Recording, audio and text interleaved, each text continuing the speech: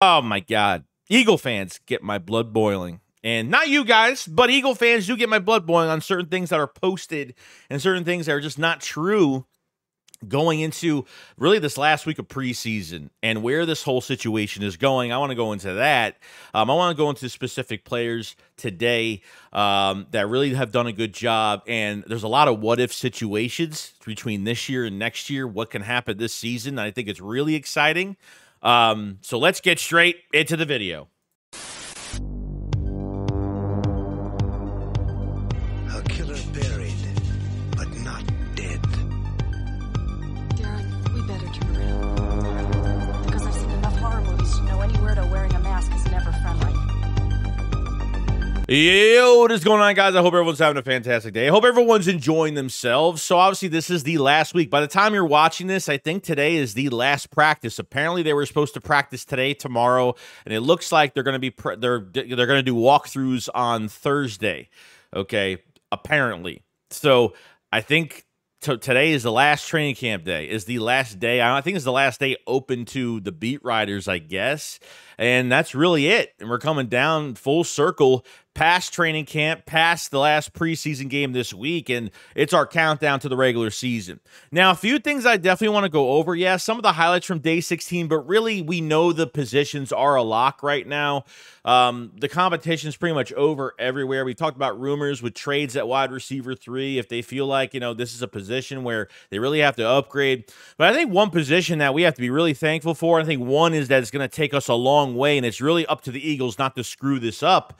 In the future is really the Philadelphia Eagles with Quinyon Mitchell. Okay, Quinyon Mitchell today started basic defense as an outside corner and then switched inside to nickel.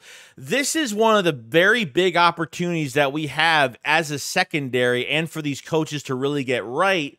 Since you've put more of your compensation, your resources into the secondary going into this season, Quinyon Mitchell is making plays on the outside. Quinyon Mitchell is making plays on the inside as of right now. So there's a lot of really good things to take from it. Like, this could end up being a Landon Dickerson situation where I really hope this doesn't happen.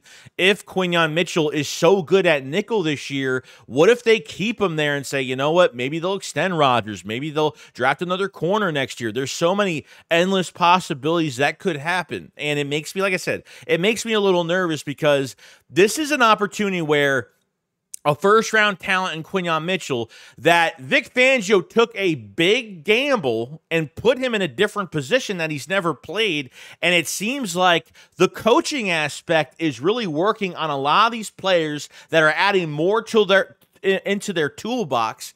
And because Fangio sees the potential and knows that there is potential from some of the changes he has made to some of these players, became a big bright spot, and I think that's been one of the biggest things that we've seen this offseason program. He's done it to a few players already, but with Quinyon Mitchell, though, to have a guy that can play inside, outside, God forbid in the year's future where you have injuries to the secondary, you have a hybrid guy that can move to the inside if you really want him to, because we really see Quinyon Mitchell being that starting outside corner by the 25 season. But God forbid you have injuries this year, he can always kick out to the outside, and that's always a good thing to have. So I don't want this to turn into another Landon Dickerson situation, like I said, and I hope that, I don't think they're going to do that. I think they have done enough where they have put him at both spots, and I think he's going to be a big highlight for the future of this team going forward. And I'm excited to see what Quinyon Mitchell does. He had a pretty crazy day today. Him and Devonta Smith were going at it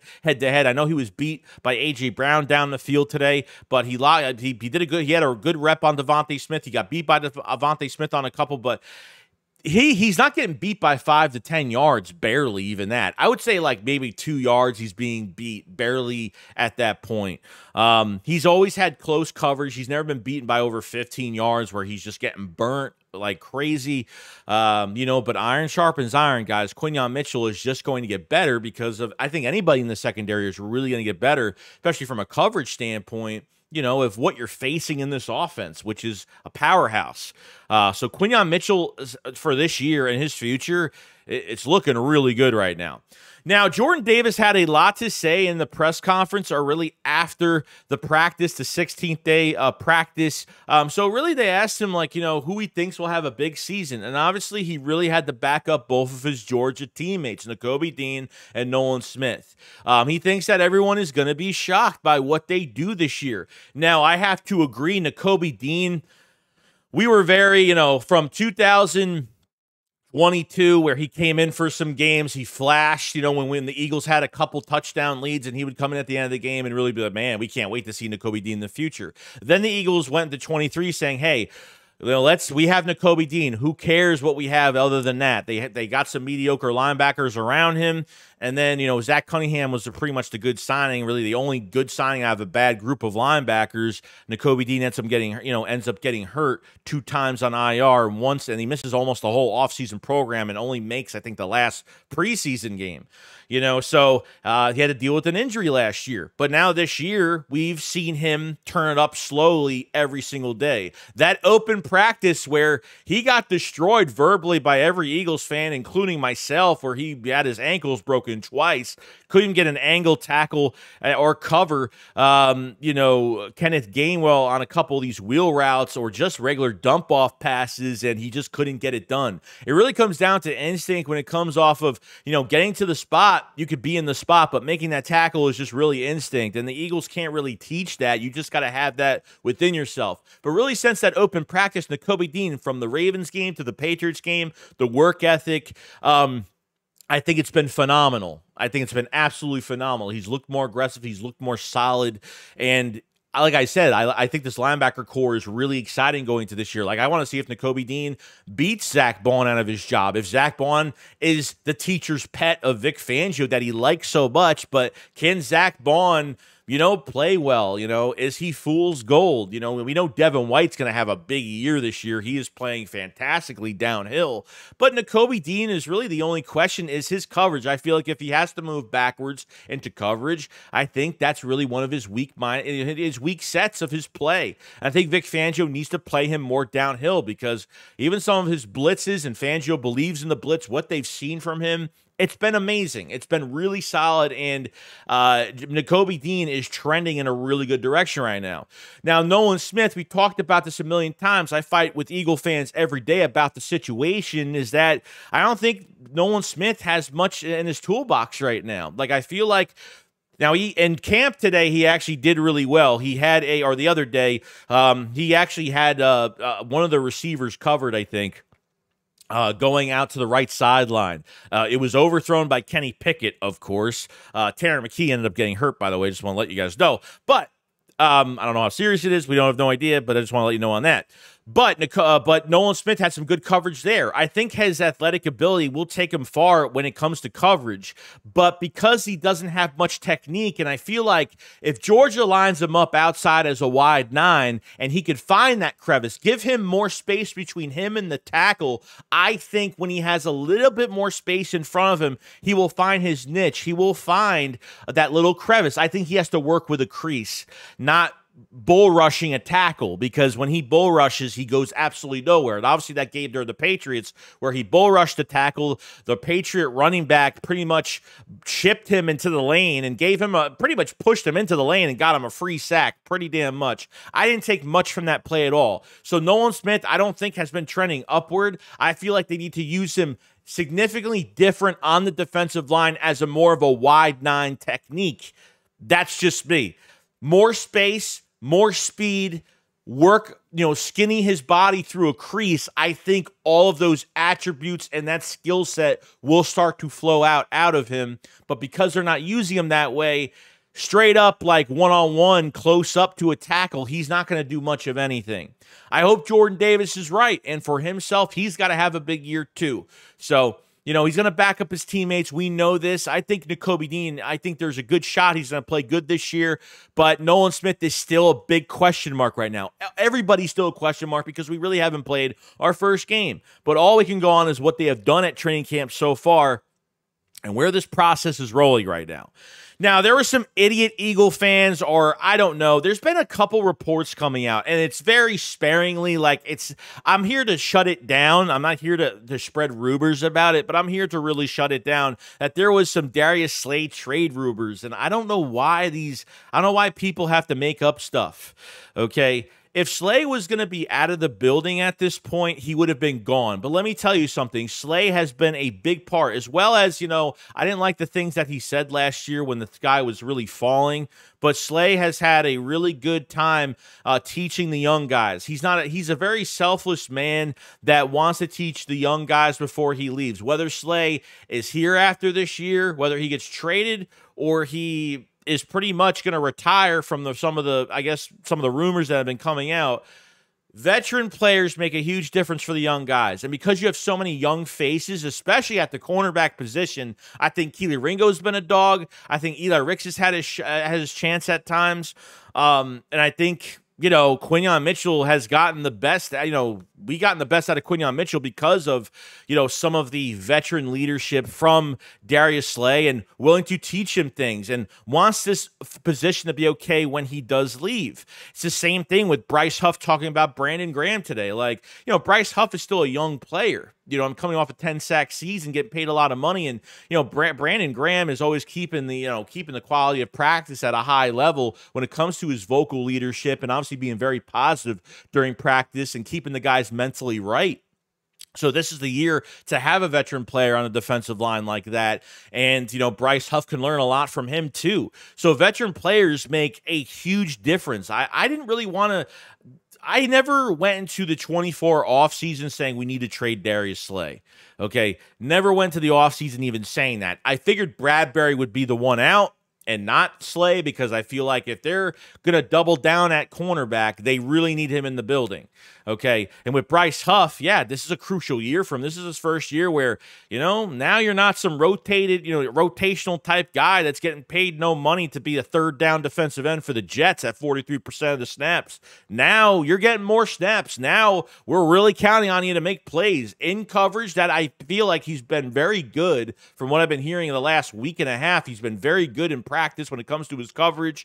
And going after the quarterback has been pretty good too. So like I said, when I heard those stupid rumors about Slay traded, it would never happen. If it was to happen, they're just waiting for Slay to teach these guys, get them prepared, and then they're just going to trade Slay. If you trade Slay, it's going to be like it's $40 million against the cap. I mean, it's almost impossible to trade him. It's impossible. And what are you going to get for Slay, realistically? At the end of the year, if they want to trade him, if he doesn't want to retire, and they feel like Keely Ringo needs to jump to that number 2 spot, they're going to, it'll be a lot lower than what it is. I don't know what it looks like for next year at the end of, at the end of this year, going to the offseason next year, what the money's looking like. But it's too much of a big dead cap hit. And plus, the Eagles would never do it. So, Eagle fans, man, I tell you, I don't get it. Trust me, I don't walk on eggshells when it comes to these players, but that just annoys me sometimes. But that's where we're at right now. So veteran leadership is huge for these other guys, the new signings and obviously young guys coming in. Devonta Smith, we don't really talk much about A.J. Brown and Devonta Smith because we know what we expect them to do during these practices, during training camp. Haven't played in preseason. But Devonta Smith, I feel like, is going to have a bigger year than we've ever seen before. Since Kellen Moore is really putting in not just go routes and not post corners, barely even that, and, throwing 70 yards downfield and relying on these guys to catch it, you're going to see Devonta Smith, work middle of the field. And, take an example from last year, the last game against the Tampa Bay Buccaneers in the playoff game. That was the first time we threw a slant pass twice, and Devonta Smith was literally from our 30-yard line, 25-yard line to the Tampa Bay fucking 35-40. I mean, it literally took one play with Devonta Smith in open space to get to the other side of the field. A.J. Brown, we know what he's going to do. Devonta Smith, it's always been one half of the season is A.J. Brown, one half of the season is Devonta Smith. Devonta Smith, I don't think we've seen the ceiling of, and that's really scary because he has shown us a lot. Just imagine with the crossers, hot routes, slants, and just using things like that, Devonta Smith, I think, and I need to see more of Devonta Smith throwing to him in open space and see, because we don't really see. We see him contested catching has always been a big thing that we never thought Devonta Smith could do. And he's done that really well for as small as he is. He catches those big boy catches. He does. But when it comes to open space, I feel like the Eagles haven't done enough of that because they never got the chance to really had they didn't know how to scheme guys open like that in open space and make adjustments nonstop during a game and seeing what the weaknesses of the defense, whether it's injury in game or just in general, straight up what you have on the defense.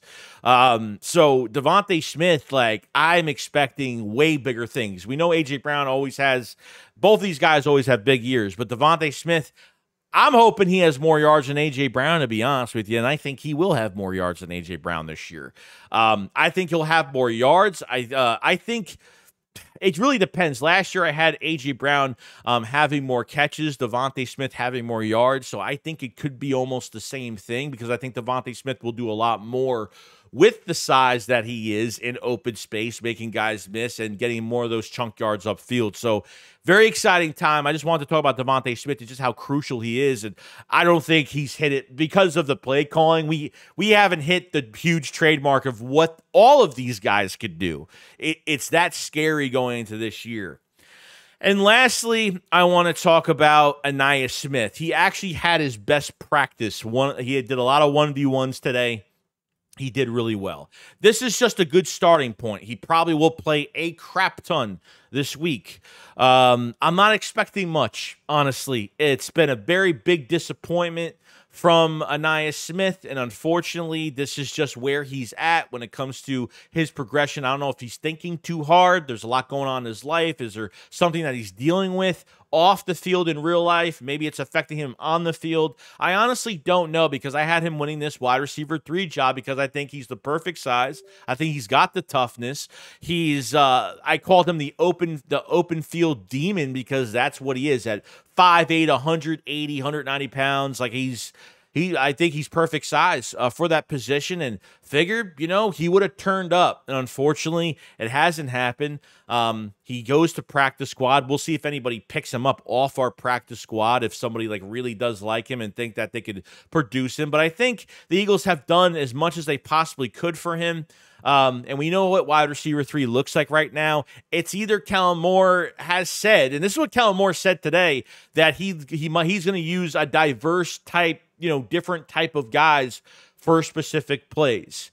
Okay, so they might go into the season saying, we like Paris Campbell, Britton Covey, Johnny Wilson.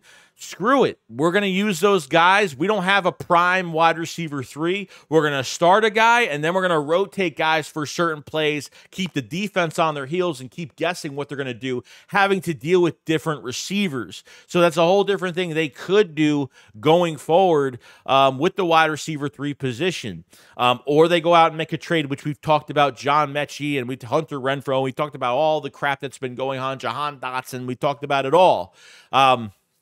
So that's all I really want to say about the wide receiver 3 position, Anias Smith, and where, what Kellen Moore said today at his press conference before practice started as of that position, because the Eagles have said, even Howie Roseman said before training camp started, that this is the position group battle that they're going to be looking at daily. And for me, I feel like I've seen enough from if you want to use these guys and if you want to use a mixture of these guys in a game, that's fine. But if you're looking for that number 1 guy that's going to get the most reps and then sub a little bit in game for specific plays, I don't think we found that guy. Unless Paris Campbell is already the number 1 guy in secret and we don't know that yet, and then kind of use the other guy. Paris Campbell was pretty much the best receiver in camp before he had this groin injury. And now let's see if he plays this week. I don't know. If Paris Campbell sits Thursday night, whenever the game is this week, Saturday, Thursday, I forgot when it is. If he sits, if he's not even dressed, then I think he's the starter. I honestly think he is. We'll see some of the other receivers, who's dressed, who's not. We got to cut this team down by next Tuesday. So it's going to be interesting. So other than that, guys, that's pretty much it. That is the 16th day of Eagles training camp. We have one more day, which is today, and then I think that's it. Apparently, they were supposed to have 2 more practices, and I think they canceled the other practice for tomorrow, and I think it'll just be straight walkthroughs. And then that's it. We're not going to be hearing anything during practice, what's going on, and that is the end of it, guys. Now we have to just guess and see what's going on, who's going to get cut next week. It's going to be absolutely nuts. But if you guys did enjoy the content, make sure you subscribe to the channel for Eagles news every single day. We'll be streaming the preseason game this week. We'll be streaming when the Eagles are making their cuts by Tuesday. Everything has to be done, sealed, signed, delivered. All that's got to be done. Make sure you like the video. It does help with the channel tremendously. And I want to thank everybody for listening today. You guys have a fantastic day, and I'll see you guys on the next one. Shakes, what up, follow slide. Peace out, guys. Peace.